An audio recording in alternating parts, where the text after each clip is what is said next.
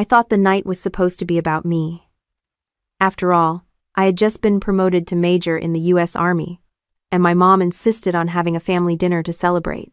Nothing too fancy, just a sit-down meal at a nice restaurant in San Antonio. My sister Lena somehow turned it into her own show. She booked a big table, invited half the people she knew from her social circle, and strutted around like she was hosting a political fundraiser. When I walked in, I noticed how she made sure to sit at the center spot right next to my mom like she was the guest of honor. I tried to ignore it. I've spent enough years in uniform to know how to keep my emotions off my face. A soldier doesn't blow up in public, but inside, I had a bad feeling. The waiter led me over, and I spotted an open chair beside my mom. I smiled, started walking toward it, and that's when Lena slammed her palm down on the table and raised her voice so everyone in the room could hear. "This table is for the family," she snapped. "Get outside." For a second, I thought she was joking. Who yells something like that in a restaurant, in front of their own mother, friends, and half the neighborhood? But Lena had that look chin lifted, smug little smile tugging at the corner of her mouth, daring me to argue. The chatter in the room stopped cold. Every head turned my way.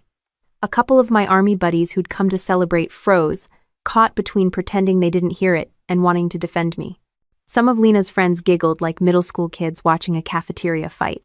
I just stood there. My first instinct was to remind her that I had earned the right to sit wherever the hell I wanted. But the discipline drilled into me over the years kept me in check. When you've dealt with screaming drill sergeants, angry colonels, and exhausted soldiers ready to quit, you learn not to give people like Lena the satisfaction of watching you lose your cool. Instead, I quietly pulled out the chair and sat down anyway. My mom gave me a weak smile, but she didn't say anything. Her arthritis was bad that week, and the last thing she wanted was to get caught in the middle of one of Lena's performances. Lena glared at me, but with everyone staring, she turned back to her glass of wine, as if she had already won. Dinner dragged on. I could feel eyes on me every time I lifted my fork. Lena kept the spotlight on herself, bragging about how she had managed the entire dinner, how exhausting it was to host, and how grateful Mom should be for everything she did. She tossed in a few digs about how some people don't understand what real responsibility looks like because they're always away at work. It didn't take a genius to know she was talking about me. Then came the kicker. When dessert plates were cleared, the waiter walked over with the check. He didn't put it in front of Lena, who had ordered half the bottles of wine on the bill. He didn't put it in front of her boyfriend Eric, who had spent the evening on his phone pretending he was too busy to notice the tension. No, the waiter placed the leather folder right in front of me. $2,000. The table went silent again, and this time I heard a chuckle from someone at Lena's end. "Well, Major, I guess rank has its privileges," one of her friends said, loud enough for everyone to hear.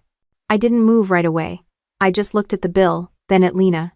She smirked like she had pulled off the perfect ambush. She wanted me humiliated twice in one night, first excluded from the table, then stuck paying for her little show. I didn't give her the reaction she wanted. Without a word, I slid the folder back across the table toward the waiter. He blinked, glanced at me, then at Lena, and for a moment the whole table froze like someone had hit pause. My silence was louder than anything I could have shouted. That was the point when I felt something shift. I wasn't the one being humiliated anymore. Lena thought she'd embarrassed me in front of everyone, but what she really did was expose herself. People who barely knew us now saw her for what she was: loud, controlling, and desperate for attention. I sat back, folded my hands, and let the tension hang in the air. The waiter, clearly uncomfortable, turned and set the bill down right in front of Lena. Her face flushed red, and Eric finally looked up from his phone, realizing he might actually be expected to do something. I didn't need to say a thing. Sometimes silence is sharper than any comeback. The rest of the dinner was stiff, awkward, and painfully quiet. People went back to picking at their food, laughing too hard at small jokes, trying to pretend they hadn't just witnessed a family crack open in public. My army buddies gave me side-eye, the kind that says, "You good?" without words. I gave a small nod. I wasn't good, but I wasn't broken either. Walking out of that restaurant later, I kept my face steady. Years of military training had taught me how to march through storms without blinking, but inside I was boiling. The humiliation stung, Not because of the crowd, not even because of the money, but because it came from my own sister. That night marked the line in the sand. Lena wanted to make it clear that I didn't belong at the family table. Fine. If she wanted to treat me like an outsider, she'd learn exactly what that meant when I stopped playing by her rules. The drive home that night was quiet except for the buzzing in my head. Every mile I put between me and that restaurant, the heavier the silence felt. By the time I walked into Mom's house, I wasn't even hungry anymore. The humiliation had burned right through my appetite, and all that was left was a knot in my stomach. Mom shuffled into the kitchen with her slippers, asking softly if I wanted tea. She always did that after arguments, like tea could somehow undo the poison Lena spread. I told her no, and leaned against the counter, arms crossed, trying to stop my jaw from clenching. She didn't say Lena's name, but we both knew that's what she was thinking about. It wasn't like Lena suddenly turned into this person. She'd been building to it for years, little by little, always pushing boundaries. Growing up, she had a way of making everything hers. Toys, friends, even attention at school if Lena wanted it, she claimed it, and if you got in her way, she'd make you regret it. Back then, I thought it was just normal sibling rivalry. I figured she'd outgrow it. Instead, she refined it. Dad used to be the referee. He was quiet, steady, the type who never raised his voice but always knew how to shut an argument down with just a look. After he passed, things shifted fast. Lena stepped in like she was the new head of the household, and Mom was too tired and too grief-stricken to challenge it. I was already enlisted, bouncing between training cycles and deployments, so Lena's grip tightened while I was gone. When I did come back home for short stints, the house felt different. Mom tiptoed around her own kitchen. Mail that used to be stacked on the hall table now disappeared into Lena's room. Bills came later, not at all, and whenever I asked about them, Lena waved me off with some smart comment like, "Don't worry about it, soldier. We've got it handled here." Or pan it. One night, a few years back, I tried to pay the electric bill online and found out the login didn't work anymore. Lena had changed all the accounts to make it easier. I let it go because I was getting ready to deploy again. I told myself she was helping, stepping up for Mom while I was away. That's how manipulation works, it hides behind convenience. I kept pushing it aside, focusing on my job. Serving meant I wasn't around for family dinners or PTA-style gossip sessions, so I wasn't there to see the daily digs Lena dropped on Mom. I wasn't there to see how she turned neighbors into her personal audience, bragging about how she was basically running two households, her own mess of a life with Eric and Mom's. By the time I did hear about it, it was already too late to stop the pattern. Mom once confessed to me over coffee that she felt like a guest in her own house. I wanted to argue, to tell her she was wrong, but I couldn't deny what I saw every time I walked through the door. Lena holding the remote. Lena telling her which doctor's appointments she should cancel because it's too expensive. Lena deciding who came over and when. It wasn't caring, it was control, dressed up as responsibility. And the crazy part? Mom defended her most of the time. She said things like, "She's trying her best," or "She's just under pressure." That night after the restaurant, she even muttered, "Your sister means well. She just has a temper." I almost laughed. A temper doesn't make someone throw their own flesh and blood out of a family dinner. That's not heat-of-the-moment anger. That's deliberate. I poured myself a glass of water and stared at the fridge door covered in magnets from my duty stations. Germany, Korea, Fort Hood. Each one was a reminder of where I'd been and what I'd missed while Lena tightened her grip back home. It was more than jealousy.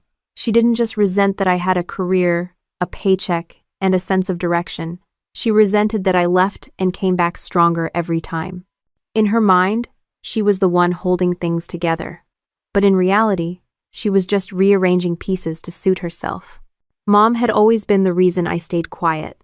As long as she wasn't in danger, I figured I could handle the jabs, the eye rolls, the passive-aggressive comments. But the look on her face at the restaurant told me she wasn't just embarrassed for me. She was scared of Lena's anger turning on her. That hit harder than anything Lena could say to my face. Eric didn't help either. He was the type of guy who always had a scheme. He'd show up with half-baked business ideas, always just about to take off, but somehow never making rent on time. I overheard him once talking about using Mom's house as collateral for something, and when I confronted him, he laughed it off like I was paranoid.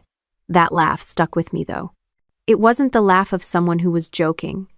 It was the laugh of someone who thought he'd already won.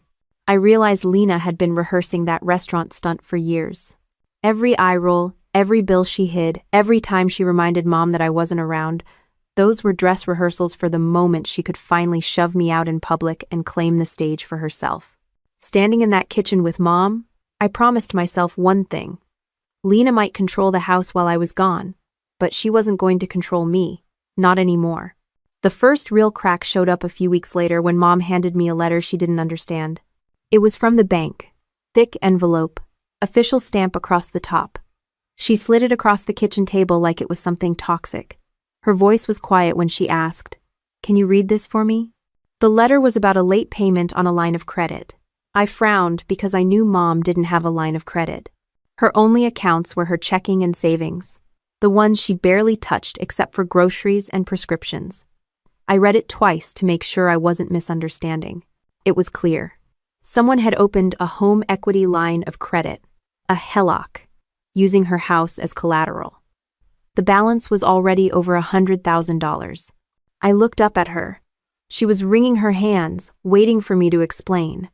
My first thought was maybe it was a mistake, some kind of paperwork error, but the pit in my stomach told me it wasn't. "Did you sign anything with the bank recently?" I asked. Mom shook her head so fast I knew she was telling the truth. Lena walked in just then, all casual with her coffee mug, like she didn't hear the tension filling the room. She spotted the letter on the table and her smile froze for just a second before she covered it with a sip of coffee. "Oh, that," she said, waving her hand. "I took care of it. No big deal." "No big deal?" I almost laughed. 6 figures tied to Mom's house wasn't exactly pocket change. I asked her how she took care of it, and she launched into a rehearsed spiel about how she had power of attorney, how she used it to restructure finances, so Mom could be more comfortable. She made it sound like she had done everyone a favor. Mom's face went pale, like she only then realized what power of attorney really meant in Lena's hands. I remembered signing the papers with her a couple years ago, back when I was preparing for deployment. It seemed practical at the time. If anything happened to me, Lena could help Mom handle things. I never thought she'd use it to gamble with Mom's house. I didn't explode right there. Military training teaches you how to control your face even when you want to rip the walls down.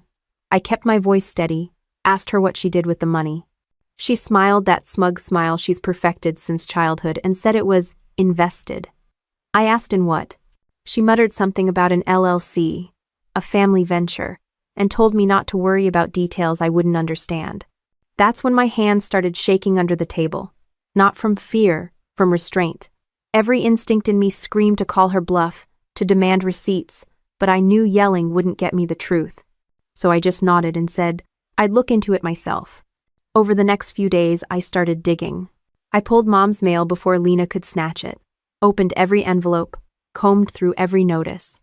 What I found was worse than I expected.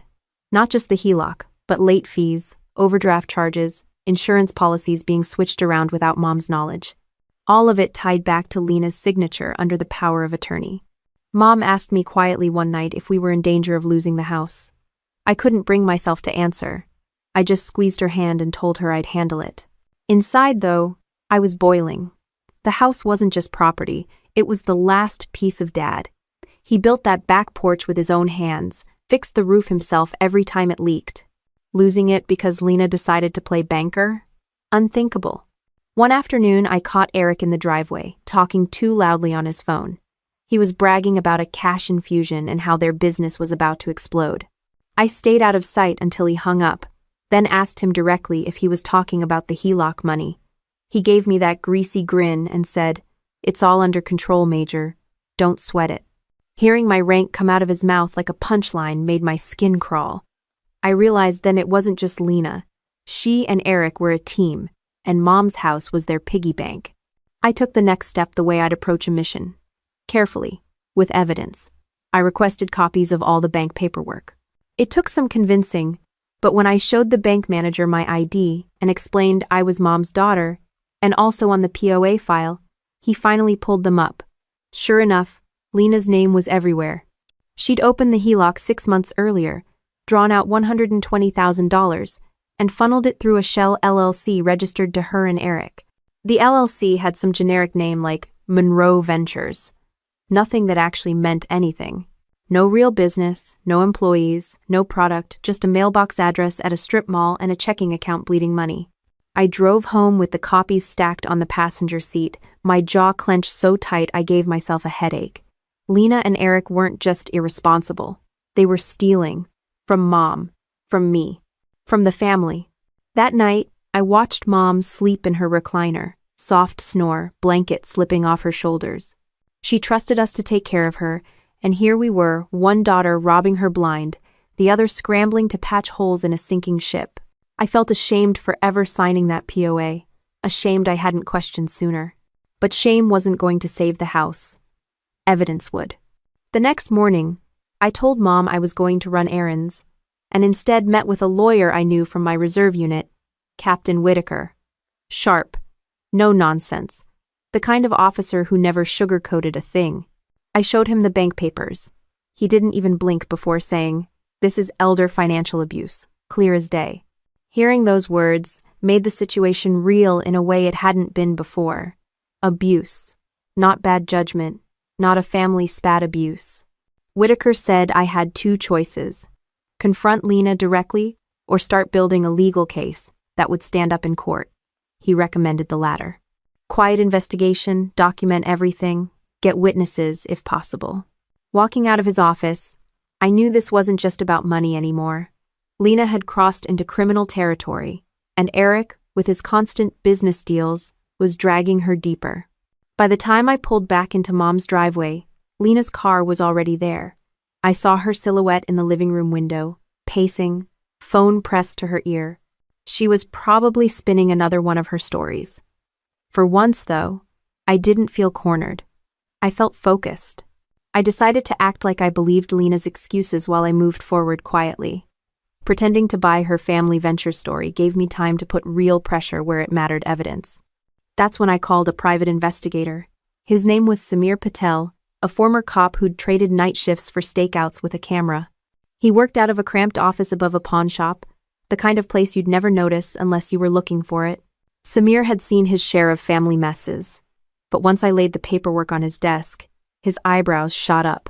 "This isn't sloppy bookkeeping," he said, flipping through the copies of the HELOC withdrawal slips. "This is structured. She's funneling money through an LLC, and that's intentional." I explained the power of attorney, the fact that Lena had legal access. He nodded slowly. Legal access doesn't mean moral or smart. What she's doing fits the pattern of elder financial abuse. You'll need more than paperwork. You'll need to show intent. So we set up a plan. Samir would track where the money went, follow Lena and Eric when they made their so-called business runs, and gather photographic proof. I didn't like spying on my own sister, but the thought of losing Mom's house made my stomach churn harder than any sense of family loyalty. The first week of surveillance didn't take long to pay off.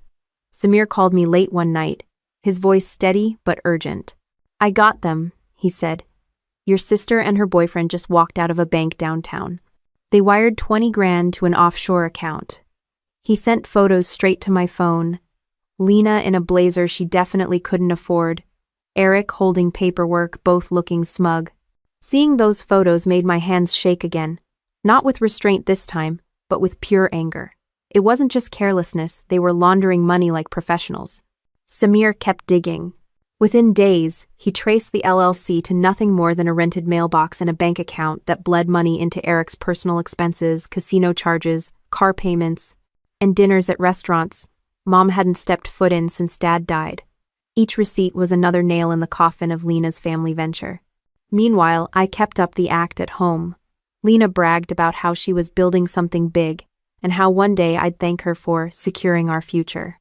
I bit my tongue and nodded, memorizing every word, every slip she made about investors or capital. Mom just looked confused most of the time, asking me quietly if everything was okay. I told her I had it under control, though inside I was counting the days before Lena did something irreversible. Then came the moment that sealed it. Samir called with a recording. In our state, one-party consent meant I could legally record conversations as long as one person knew. He'd managed to catch Lena and Eric talking outside a bar. On the tape, Lena laughed about how easy it had been to use Mom's trust to get the bank loan. Eric joked that Mom would be in a nursing home before she ever figured it out. I listened to that recording 3 times, jaw locked. Hearing my own sister laugh about throwing Mom into a nursing home like she was disposable, it lit something in me I couldn't turn off. Samir didn't stop there. He pulled property records and found out they'd tried to use Mom's credit to secure a lease on a second house for investment purposes. The application was denied, but the attempt was in black and white. It was clear. Lena and Eric weren't dabbling. They were actively scheming, and Mom was their golden goose. I went back to Captain Whitaker with the new evidence. He skimmed the file, eyes narrowing. This isn't just bad behavior anymore. This is fraud. Abuse of POA. Possible wire fraud depending on how far the money traveled. His advice was the same. Build everything piece by piece, airtight. Courts don't deal in emotions, they deal in proof. I felt like I was living 2 lives by day. The dutiful daughter eating dinner with Mom and nodding at Lena's fake smiles, and by night, the soldier collecting intel, prepping for a confrontation that would hit harder than anything I'd faced in uniform. But even with all the evidence, one thing kept nagging me. Lena was clever enough to know when lines were being crossed. Why risk leaving so many trails? The answer came when Samir dug deeper into Eric. Turns out he had a record 2 counts of securities fraud from a few years back. Both pled down to misdemeanors. That's when it clicked. Eric wasn't just the boyfriend, he was the architect. He knew the system, knew how to stretch POA authority to the edge, and Lena was the willing accomplice. The worst part was knowing Mom had no idea. She still saw Lena as the responsible one, the daughter who helped with the bills while I was away serving. If I dropped the bomb without airtight proof, Lena would twist it, spin the story until Mom doubted me. I'd seen her do it before. Make herself the victim, paint me as the bossy soldier who didn't understand how hard real life was. Samir suggested we go a step further, document Lena's interactions with Mom. If she pressures your mom, even casually, it shows a pattern, he said. So we placed a discreet camera in the living room, angled at the couch where Lena usually cornered Mom with important papers. It didn't take long. Within a week, the footage showed Lena pushing Mom to sign documents without explaining them, brushing off Mom's questions, snapping at her when she hesitated. That video was the tipping point for me. Watching Mom shrink back while Lena shoved papers under her nose was worse than seeing any bank record. It wasn't just financial anymore, it was personal, emotional. She wasn't just stealing money, she was stripping Mom of dignity. I spent that night in the garage, pacing between the boxes of Dad's old tools, clenching and unclenching my fists. Every mission I'd ever run had rules of engagement, but this wasn't a battlefield with clear lines. This was family. And family doesn't get an easy set of rules. The next morning, Lena strutted into the kitchen, acting like nothing was wrong, talking about some business dinner she and Eric had lined up. I poured my coffee, nodded, and said nothing. Inside, though, the plan was already taking shape. I wasn't going to let Mom lose everything Dad built. And I wasn't going to let Lena and Eric laugh their way to the bank with money that didn't belong to them.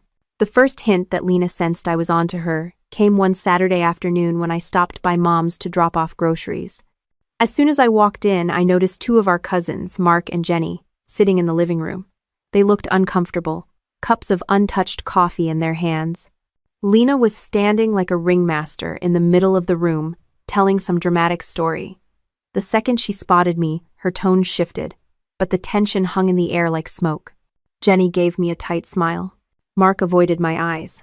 Mom sat in her recliner, lips pressed together, clearly stuck in the crossfire.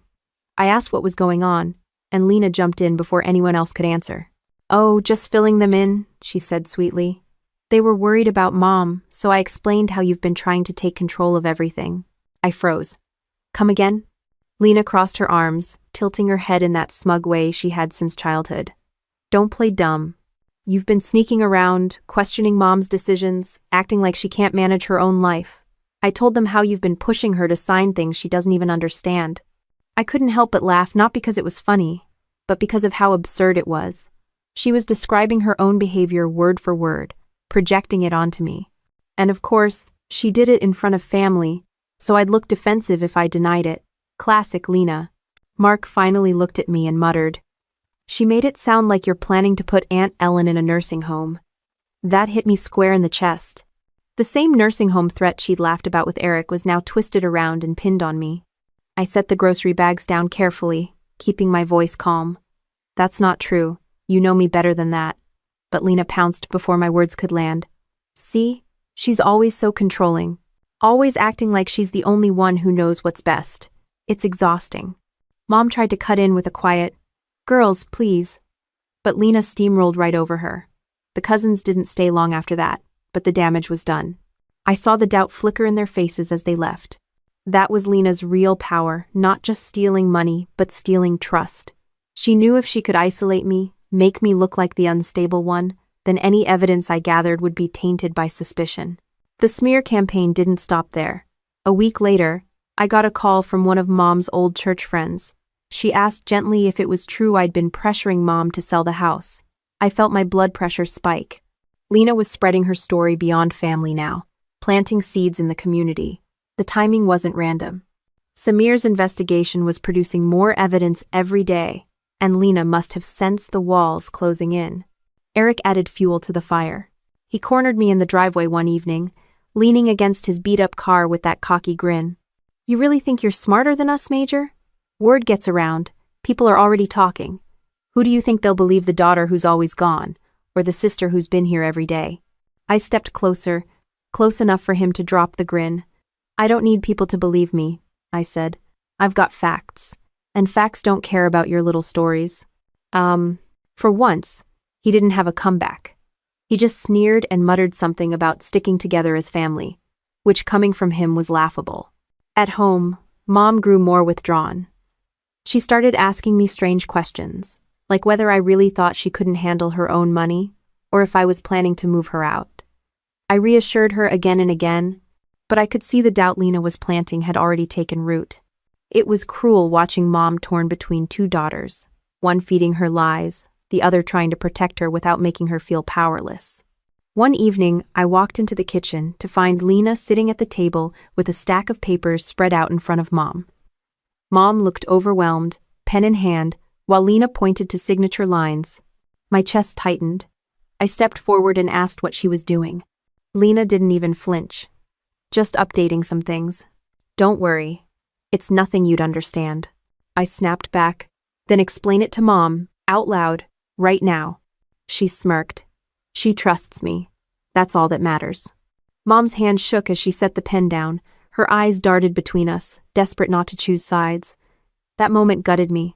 Lena had trapped her sign and risk everything, or refuse and ignite another battle. I pulled the papers away, ignoring Lena's screech, and stuffed them into my bag. Mom whispered my name, half scared, half relieved. Lena exploded. She accused me of trying to control Mom, of undermining her caregiving. Her voice carried through the house, making sure the neighbors heard. She was staging the show, building her narrative brick by brick. That night, my phone buzzed with a text from Jenny. "Lena says you're being aggressive. Are you okay?" It stung, not because Jenny doubted me, but because Lena was so effective at twisting reality. Samir warned me this would happen. When people like her feel cornered, they go on offense. They'll play the victim so loud it drowns out the truth. That's why evidence matters. Stay steady. Staying steady was easier said than done. Every time Lena smirked in front of Mom, every time she tossed out a half-truth to friends or cousins, I wanted to drag out the photos, the recordings, the receipts, and shove them in her face. But I knew blowing up too early would give her exactly what she wanted. Proof I was unstable. Meanwhile, Eric started planting his own seeds. I overheard him telling a neighbor that Mom's house was too big for her, and maybe it was time to downsize. The casual way he said it made me sick. Downsizing was code for selling the house, pocketing the difference, and leaving Mom with nothing. I doubled down on gathering evidence. Samir captured more recordings, including Lena complaining that I was milking the army thing to look like the responsible daughter, while she was the one really doing the work. She even bragged that she could convince Mom to sign anything if she framed it as helping Tessa. That one made me laugh bitterly. Imagine using my name as cover while she gutted our family.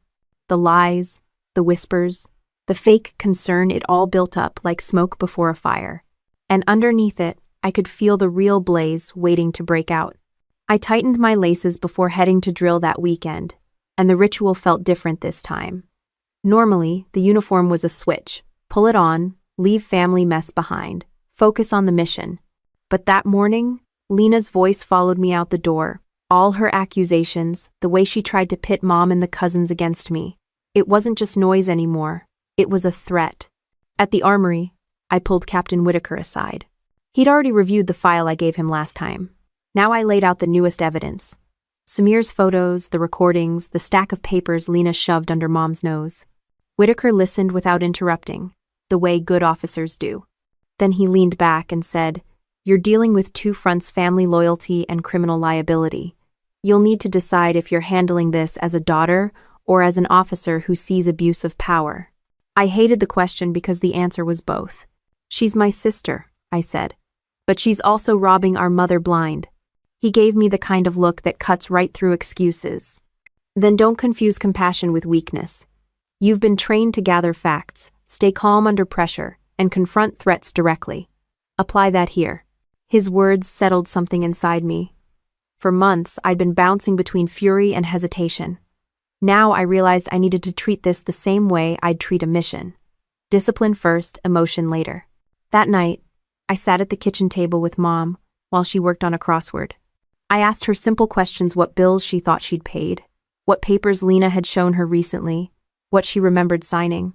Her answers were vague, foggy, not because she was incapable, but because Lena made sure she stayed confused. That's when I told her the truth, gently but clearly.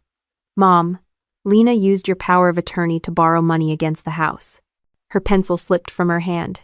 She stared at me for a long moment, then shook her head like she wanted to push the thought away. "No, she wouldn't." I slid one of the bank statements toward her. She already did. Her hands trembled as she scanned the page. "Why would she?" I stopped her before she spiraled into excuses. "Because she could, and because Eric knows how to play the system."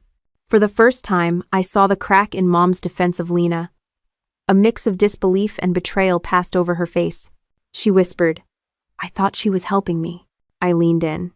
"She's helping herself, but I promise you, we're not going to lose this house, not while I'm standing." The next morning, I called Adult Protective Services. It wasn't a move I wanted to make, but Whitaker had been right. This wasn't just sibling drama, it was elder abuse. The investigator I spoke with listened carefully as I explained. She asked for documentation, and I faxed over copies of everything: bank statements, recordings, even screenshots of Eric's LLC filings. Within days, APS scheduled an official interview with Mom. When Lena found out, she exploded. She cornered me in the driveway, voice shrill, calling me a traitor for dragging the government into family business. I didn't flinch. I just said, "If you wanted to keep the government out, you shouldn't have stolen from your own mother." End quote. She screamed that I was trying to ruin her life. I almost laughed at the irony. She'd done a fine job of that herself. The confrontation shook Mom badly, though. She cried that night, not because of the investigation, but because her daughters were at war.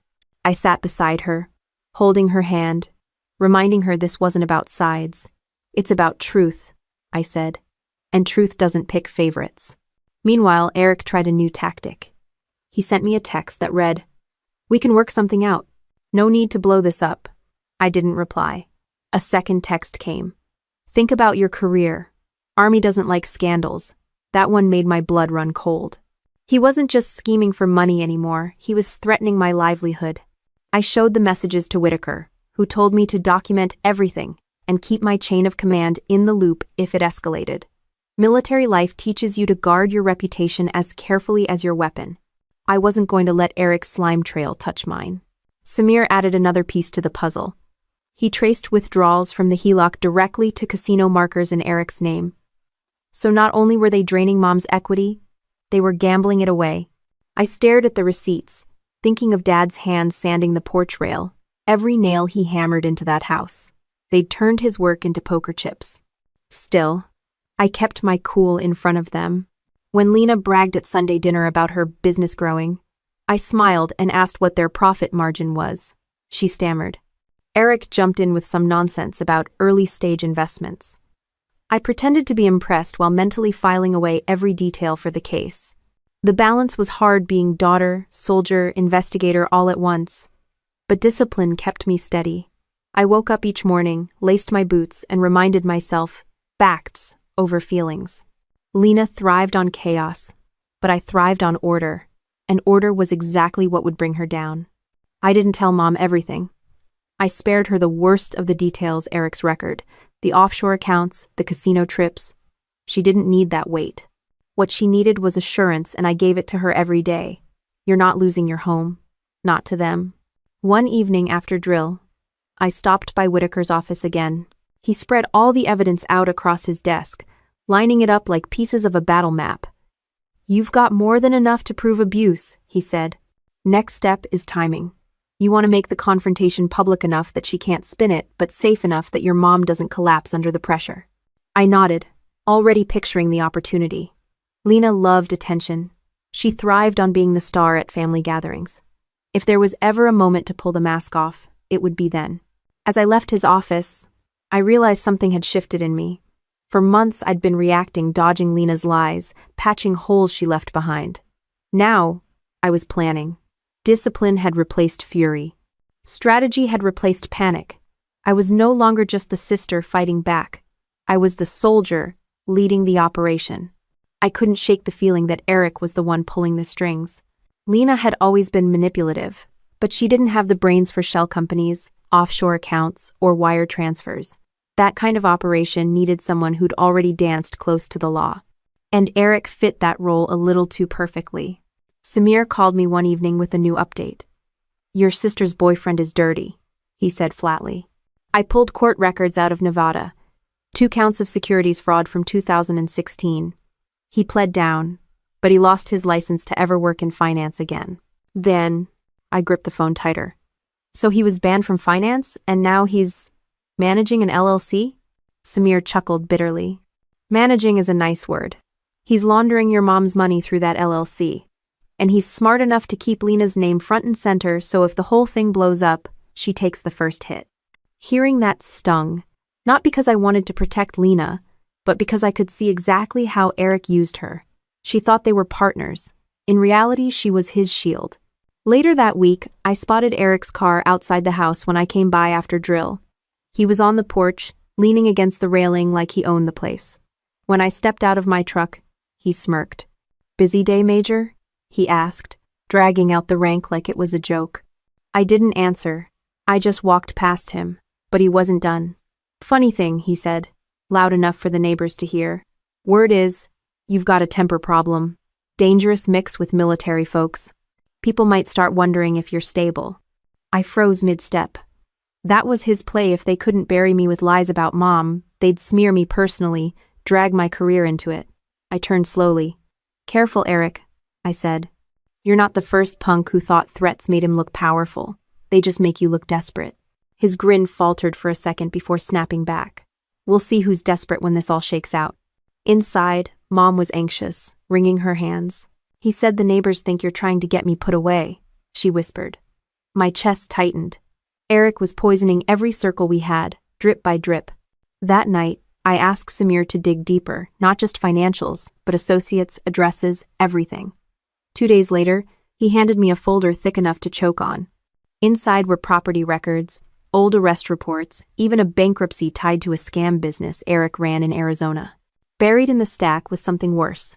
A restraining order filed by a former girlfriend who accused him of intimidation and threats. I read every page twice, my jaw locked. This wasn't just sleazy business. Eric was dangerous. Meanwhile, Lena was doubling down. She started showing up at family gatherings I wasn't even at, spinning her version of the story to anyone who'd listen. According to her, I was jealous of her success, paranoid about Eric, and trying to tear the family apart because I couldn't stand not being in control. It was a perfect script, half-truths wrapped in emotional language, delivered with crocodile tears. One evening, Mom's neighbor stopped me as I was unloading groceries. She lowered her voice and said, Honey, your sister told me you were trying to sell your mom's house out from under her. Is that true? I almost dropped the milk. The lie wasn't just spreading, it was becoming the narrative. I forced myself to smile and said calmly, No, that's not true. I'm the one keeping the house safe. But inside, the anger was boiling.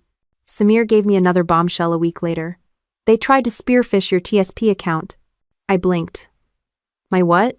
Your thrift savings plan, retirement. Someone sent a spoof email pretending to be TSP support, asking for login credentials. They timed it right after a drill weekend, probably thinking you'd be too busy to notice. I felt the blood drain from my face.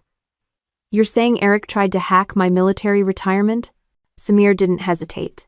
The timing, the IP address, the fact that it was routed through one of his known addresses, it all points to him. I sat back in my chair, staring at the ceiling. They weren't satisfied draining Mom. They wanted me too. When I told Whitaker, he was stone-faced. That's federal. If you can tie it back to him, that's not family drama anymore, that's prison time. I realized then that Eric's arrogance wasn't just greed. He thought he was untouchable. He thought Lena's family shield, plus his manipulative charm, would keep the law at bay. At home, I started locking my bedroom door again, something I hadn't done since high school. Mom noticed, and it broke my heart when she asked if I was afraid of my own sister. I didn't answer. The truth would only make her cry harder. Meanwhile, Eric tried to cozy up to Mom, acting like the dutiful boyfriend. He'd show up with groceries, mow the lawn, even fix a leaky faucet. But Samir's photos told the truth. An hour after helping, Eric was at the casino, blowing money that didn't belong to him. The manipulation was constant, suffocating. Lena played the loyal daughter, Eric played the supportive partner, and together they painted me as the villain. But every smear, every lie, every failed phishing attempt only made me more determined. One night, I sat at the kitchen table, Dad's old hammer lying across from me like a reminder. He built this house with sweat and patience. He taught us better than this. I whispered to myself, not one more dollar, not one more signature, not one more lie. The evidence pile was thick. The APS file was open. And Eric's past, ugly and undeniable, was finally on the record. He wasn't just a shady boyfriend anymore, he was a threat to everything my family had left. I started spending late nights at the dining room table, spreading papers across the surface like maps before a battle.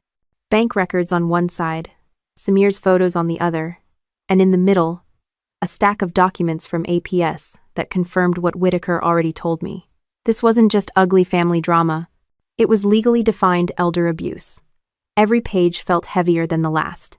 Samir came by with a flash drive one evening. Everything we've got is backed up here. Audio, video, financials. If she tries to cry her way out, this shuts it down. He set it down next to Dad's old hammer, the one I'd left on the table as a reminder of what was at stake. But timing's going to matter. You can't spring this in some back hallway. You need an audience so she can't rewrite the story later. He was right. Lena lived off perception. She didn't care if the truth was against her, as long as people believed her side louder. The only way to break her grip was to pull the curtain back in front of everyone who'd been swallowing her lies. That's when the idea formed, the memorial dinner for Dad. Every year we gathered at the house to honor him, extended family, neighbors, even some of Dad's old buddies from the plant. Lena always treated it like her stage, basking in sympathy while talking about how much she sacrificed to care for Mom. It was the perfect setup. This year, the spotlight would turn. I looped in Whitaker and a civilian attorney named Judith Park, someone he trusted for cases involving POA abuse. Judith looked over the file and gave a tight nod. It's clean. You've got recordings, financial trails, and testimony potential. What you need now is control of the room. End quote. Control of the room, I knew that phrase well. It was the same principle as leading a briefing. If you didn't command the space, you lost it. I started planning the dinner like an operation. Who would sit where, when I'd reveal each piece of evidence, and how to keep Mom shielded while still present. Mom was hesitant when I floated the idea. Do we really have to bring this up at a family dinner? She asked softly. I squeezed her hand. Mom, this isn't about embarrassing anyone. It's about ending it, once and for all. Meanwhile, Lena and Eric had no clue. They went on as if nothing was coming. Lena bragging about her business contacts, Eric strutting around like he owned the driveway. They were so confident in their web of lies they didn't notice the walls closing in. In the days leading up to the dinner, Samir added one last layer of insurance. He followed Eric to another meeting at a strip mall office and caught him on camera handing over an envelope of cash. Cross-checking the timing with bank withdrawals, it was obvious. He was moving HELOC money through middlemen to dodge scrutiny. The video went straight into the evidence file. The night before the dinner, I rehearsed my words in the mirror, not to dramatize but to keep steady. I wasn't going to scream or cry. Lena thrived on chaos, and Eric thrived on intimidation. My job was to stay calm, to let the evidence speak louder than either of them. I also prepared the tech. Samir loaned me a small projector, and Judith arranged a simple slideshow of key documents, clear, undeniable, certified copies. No one could accuse me of tampering or exaggerating. Every detail had a timestamp and source. I slept barely 3 hours that night. When I woke, the weight in my chest wasn't fear anymore. It was resolve. The day of the dinner, Lena showed up early in a new dress, all smiles, acting like she was hosting instead of mom. She ordered people around the kitchen, told the cousins where to sit, and paraded trays of food she hadn't cooked. I watched her play the role, all sweetness to the guests, poison in private. Eric arrived later, carrying a bottle of overpriced wine he probably bought with mom's money. He greeted everyone loudly, hugging relatives he barely knew, winking at neighbors like he was some charming benefactor. The smugness on his face almost made me lose focus, but I reminded myself, calm, steady, let the facts work. As people settled, I caught Judith's eye across the room. She gave a subtle nod it was time. Dinner started as expected. Small talk, laughter, stories about Dad. Then Lena raised her glass, ready to give her usual speech about how hard the year had been and how she was keeping the family together. I stood before she could finish, sliding the flash drive into the laptop connected to the projector. The first image appeared on the wall. A bank withdrawal slip for $20,000, Lena's signature scrawled at the bottom. The room went silent. I kept my voice even. This is money taken out against Mom's house, without her knowledge. Lena blinked, thrown off but recovering quickly. That's a family loan, you don't understand the details. I clicked again. A photo of her and Eric leaving the bank, time-stamped to the same day. A murmur spread through the room. This, I said, is what those details look like. Her smile cracked. Eric shifted in his chair, jaw tightening. I didn't stop.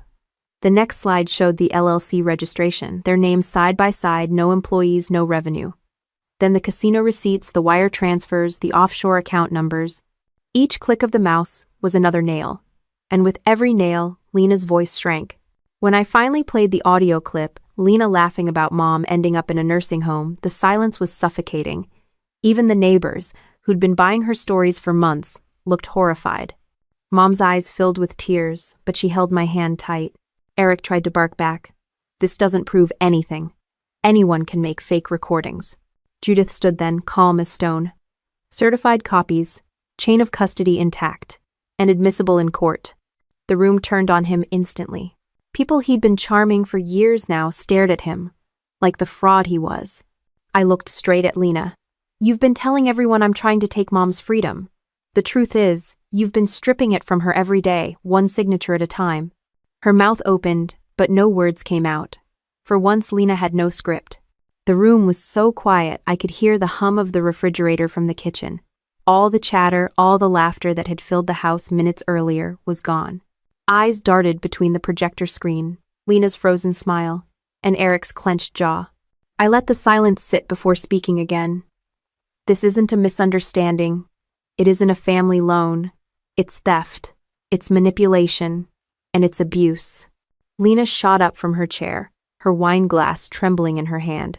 How dare you humiliate me like this in front of everyone? You think you're some kind of hero because you wear a uniform? You don't even live here. You have no idea what it takes to keep this family running. Her voice cracked halfway through, the mask slipping. A few cousins flinched at the outburst. Mom just stared at her, tears still wet on her cheeks. I didn't raise my voice. Keeping a family running doesn't involve wiring money to casinos or plotting nursing homes for your own mother. Eric slammed his palm against the table. This is slander? None of this would hold up in court.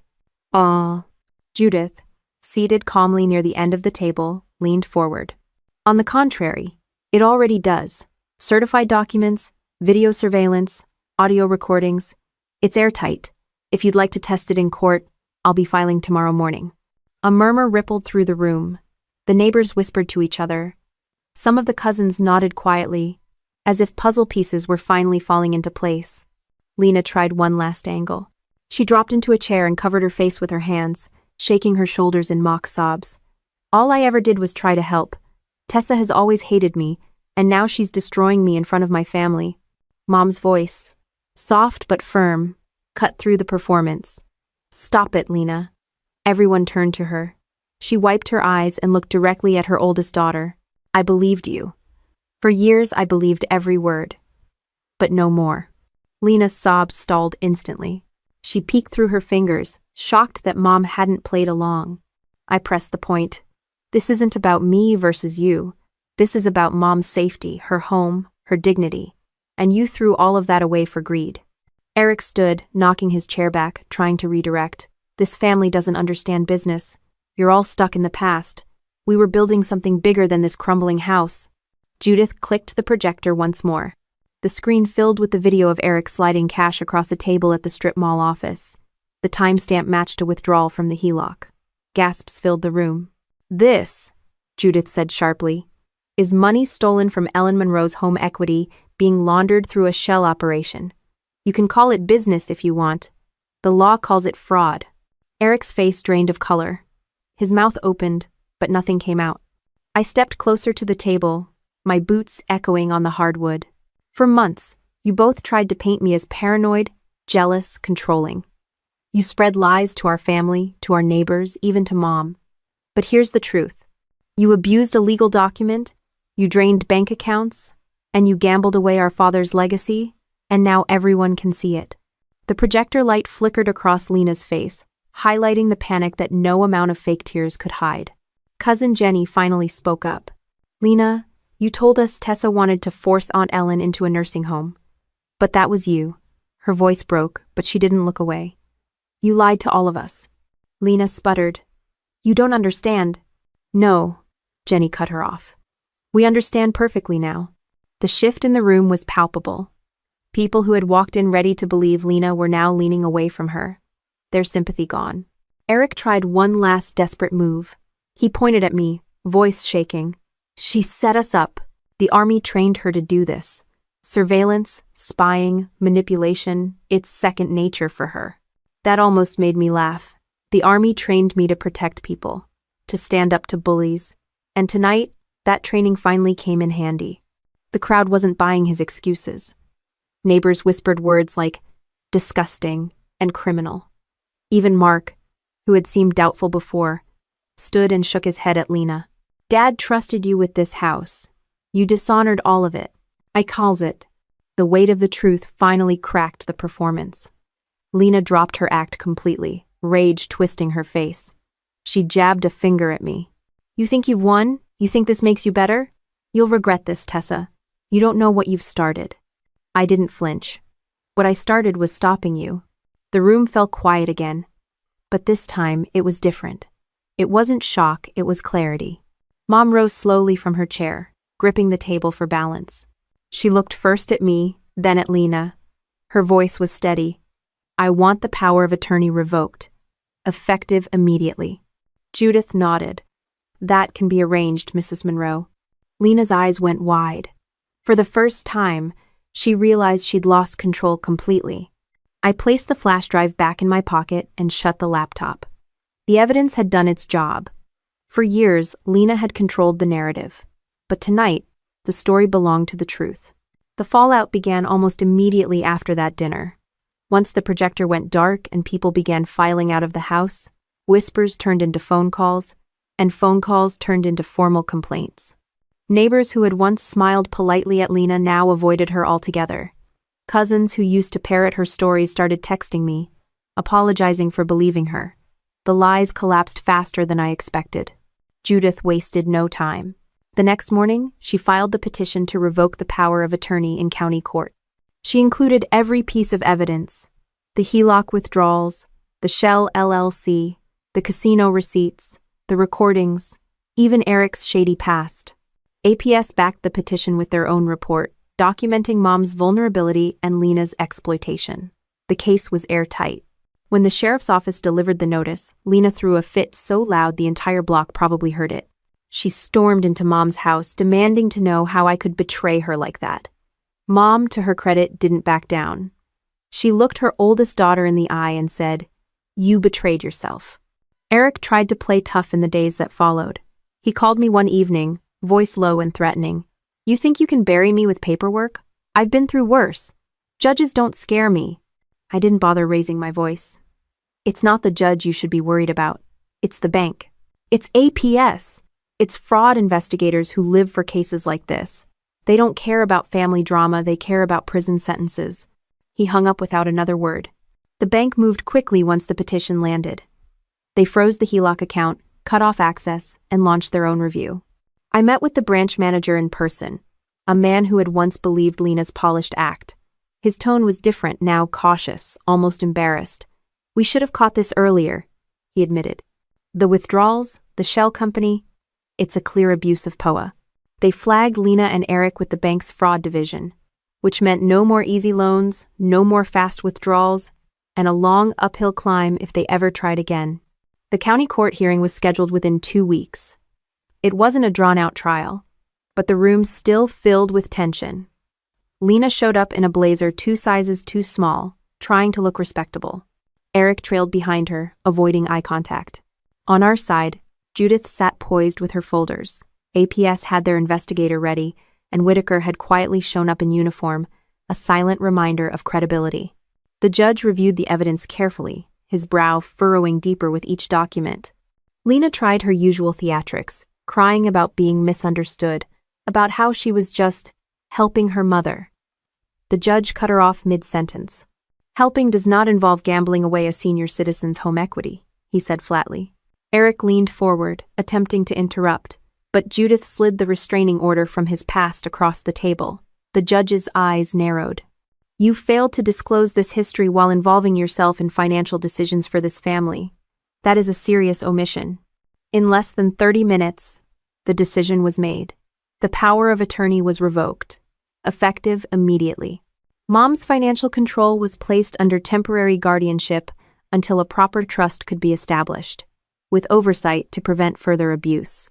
The gavel hit, and Lena's face drained of color. She hissed at me as we stood to leave. "You think this is over? You just ruined your own family." I didn't even break stride. "No, Lena, I saved it." After the hearing, APS delivered a protective order for Mom, preventing Lena from pressuring her into signing anything. That meant no more surprise documents at the kitchen table, no more ambushes with a pen in hand. For the first time in months, Mom could exhale without Lena hovering over her shoulder. But Eric wasn't done trying to wriggle out. Within days, investigators traced more of the HELOC funds into his personal accounts. That tipped it into criminal territory. White-collar crimes don't move fast, but when they move, they're relentless. The district attorney's office opened an inquiry, and Eric was suddenly facing more than angry relatives, he was facing charges. Neighbors who had once waved at him now crossed the street to avoid him. The smug grin he wore everywhere was gone. He started parking his car 2 blocks away, probably to dodge process servers. Meanwhile, Lena unraveled. Without control of Mom's finances, she lost her leverage. The community she'd cultivated with gossip and fake concern evaporated overnight. Church friends stopped returning her calls. Relatives stopped inviting her to dinners. She went from self-appointed matriarch to outcast in record time. Mom, though shaken, grew stronger with each passing week. I helped her set up a living trust, splitting authority between me and a neutral third-party trustee to keep everything transparent. We froze her credit, closed unnecessary accounts, and added extra verification steps for every transaction. She told me one evening, with tears in her eyes, "I finally feel safe again." I realized that safety was more valuable than any dollar amount. Eric's downfall accelerated when the DA's office subpoenaed casino records. Surveillance footage matched Samir's photos. Eric cashing out chips hours after withdrawals from Mom's Hello. The charges stacked quickly. Fraud, elder exploitation, attempted wire fraud. The man who thought he was untouchable now faced the very real possibility of prison time. Lena tried to distance herself, painting Eric as the mastermind. but the paper trail didn't lie. Her signatures were everywhere. Even if she avoided prison, she couldn't avoid the permanent stain of being recorded in APS's files as an abuser. That alone was enough to strip her of any legal authority over Mom or anyone else ever again. The irony wasn't lost on me. For months, Lena and Eric worked tirelessly to destroy my credibility, whispering that I was unstable, dangerous, controlling. In the end, their own actions screamed louder than any lie they spread. One quiet evening, I sat on the porch with Mom, the sun setting over the house Dad built. She looked at me and asked, "Did I raise you girls so differently?" I thought about it before answering. "You raised us both with love, but choices shape people more than upbringing. And Lena chose wrong." Mom sighed, leaning back in her chair. "I just wish I'd seen it sooner." I placed my hand over hers. "You trusted her. That's not a flaw, Mom. That's kindness. She's the one who turned it into a weapon." The legal battles weren't completely over. Eric still had arraignments ahead, and Lena had to deal with the financial mess she'd helped create, but for the first time, the tide had turned fully in our favor. The house was safe. Mom was protected. The power Lena once wielded had been ripped away, replaced by accountability she couldn't dodge. For years, she had used shame and manipulation to silence me. Now, the truth had spoken louder than she ever could. The courthouse smelled faintly of old paper and stale coffee the morning Eric's arraignment hit the docket. I sat behind Mom, hands steady on her shoulders as we waited for the judge to enter.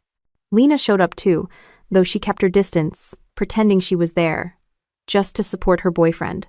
The irony was thick, supporting him while he was charged with elder financial abuse, bank fraud, and wire fraud. The prosecutor didn't waste time.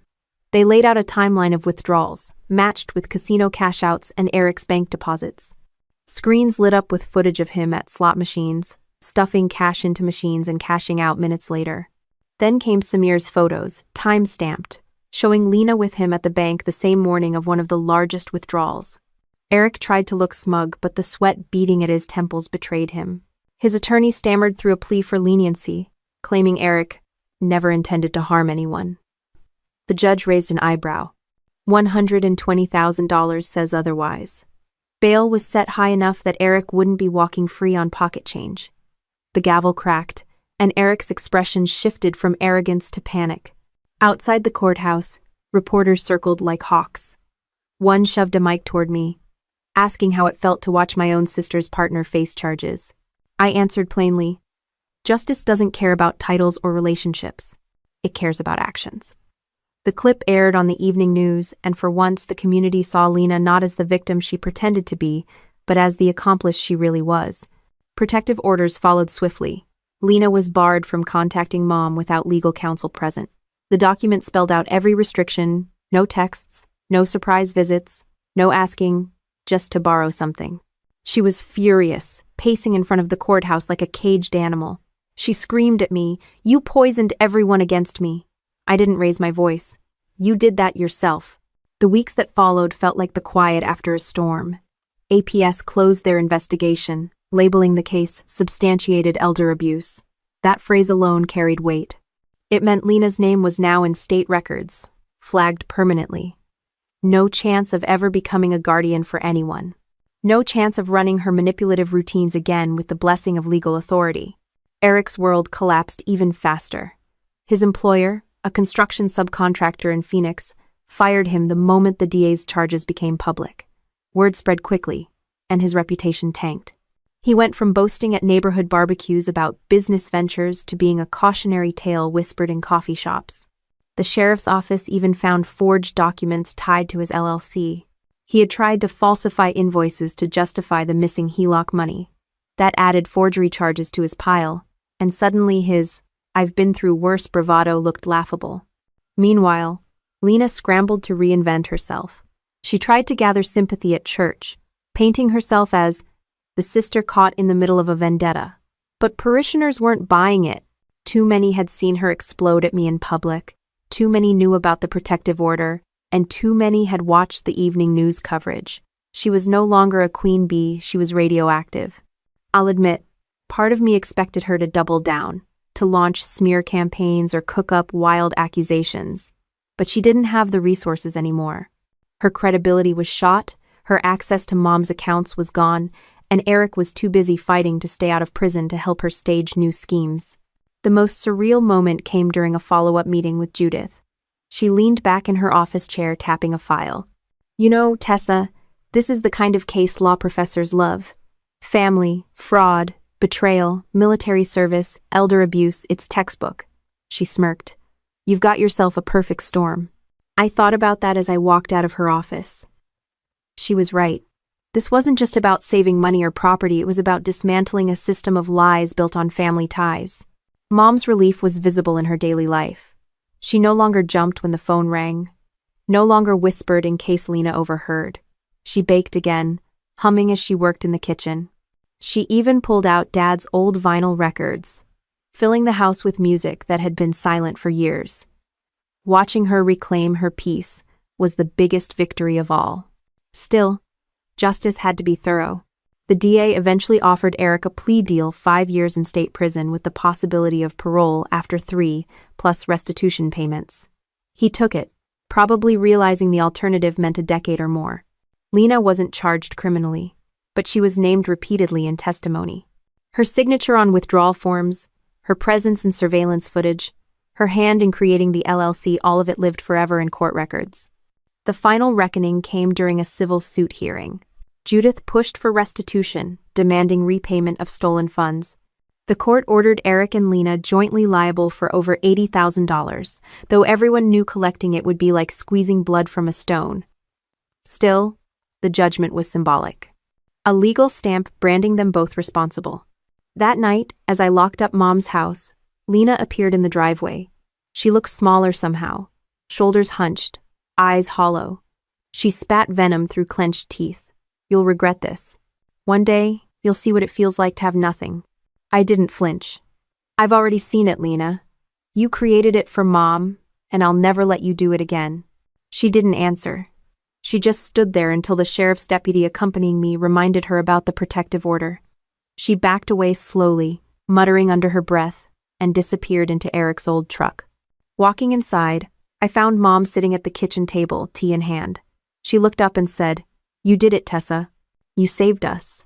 I sat down across from her, suddenly feeling the weight of months of battles catch up to me. "No, Mom, we saved ourselves. Together." The legal side was almost over, but the real victory was deeper. Lena no longer had power. Eric no longer had access. The lies no longer had control. Morning sunlight streamed through the kitchen window as Mom slid a plate of pancakes across the table. She hadn't made breakfast like that in years, not since Lena had taken over the house with her endless lists of what was acceptable. Now there was no one hovering to criticize, no one snapping about calories or appearances. Just the smell of butter and maple syrup, the kind of peace we hadn't known in far too long.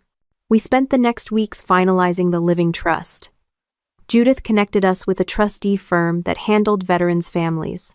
Everything was set up to be transparent, with clear rules about withdrawals, bills, and healthcare expenses.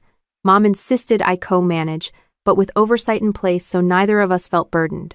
"I don't want you to ever feel trapped the way I did with Lena," she told me.